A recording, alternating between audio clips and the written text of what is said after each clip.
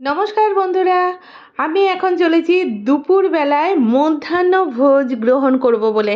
হ্যাঁ বন্ধুরা, দুপুরবেলায় খেতে যাচ্ছি, প্রচুর খিদে পেয়ে গেছে আর এসেই খেতে বসে পড়েছি। দেখুন প্লেটের মধ্যে আমাকে ভাত দিচ্ছে, আমি অনেকটা ভাত নিয়ে নিয়েছি কারণ আমার প্রিয় আলু পোস্ত রান্না হয়েছে। আপনারা জানেন আমি ভীষণ আলু পোস্ত খেতে পছন্দ করি। তবে হ্যাঁ, আমি তো আরামবাগের মেয়ে। আমাদের আরামবাগের বাড়িতে যেভাবে আলু পোস্ত রান্না হতো সেই রান্নাটাই আমি রান্না করি। সেই রেসিপি এখানের আলু পোস্ত রান্নার রেসিপি থেকে আলাদা। হ্যাঁ, তাই একটু আলাদা রকম টেস্ট। তবে আমি ডাল না নিয়ে একদম ডাইরেক্ট মাছ নিয়ে নিলাম। ভীষণ পাকা কাতলা মাছ, দেশি কাতলা মাছের কালিয়া আর তার গ্রেভি দিয়ে আলু পোস্ত মাখিয়ে আমি ভাত খাবো। এই দেখুন মাছের পেটিটা দেখছেন? একদম চর্বিতে ভর্তি, দারুণ টেস্টি হবে আই থিঙ্ক। আমি তো খুব মজা করে খাচ্ছি। আর আমার যেসব বন্ধুরা রেগুলার আমার ভিডিও দেখেন, আপনারা অবশ্যই জানেন যে আমি ভীষণ খাদ্যরসিক। রান্নাও যেমন করতে পছন্দ করি আর খেতেও সেরকম পছন্দ করি। আর হ্যাঁ, আজকের দুপুরের যা রান্নাবান্নার টেস্ট এসেছে অসাধারণ।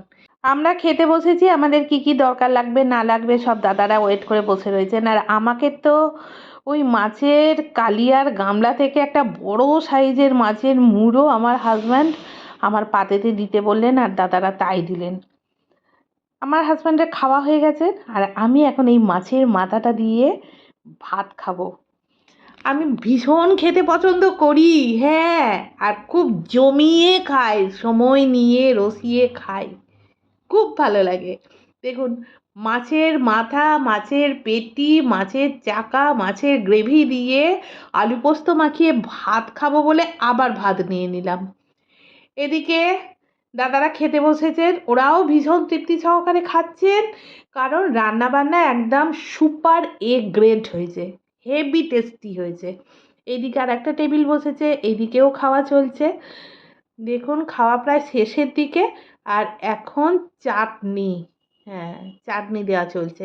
চাটনিটা হয়েছে টমেটো, আমসত্ত্ব, খেজুর, আলু বোখরা এইসবের। খাওয়া দাওয়া আমার কমপ্লিট।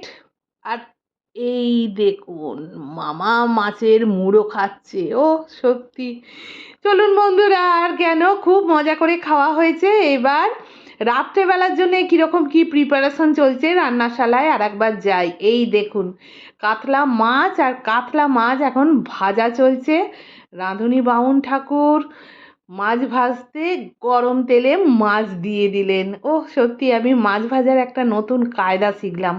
হ্যাঁ বন্ধুরা, আপনারা জানেন রাত্রিবেলা রান্নার জন্য তো চন্দননগরের রাঁধুনি বামুন ঠাকুর আসছেন। আমাদের তরফ থেকে অ্যারেঞ্জমেন্ট একদম রেডি। তো রাত্রিবেলার খাওয়া দাওয়ার ভিডিও নিয়ে হাজির হচ্ছি। টাটা।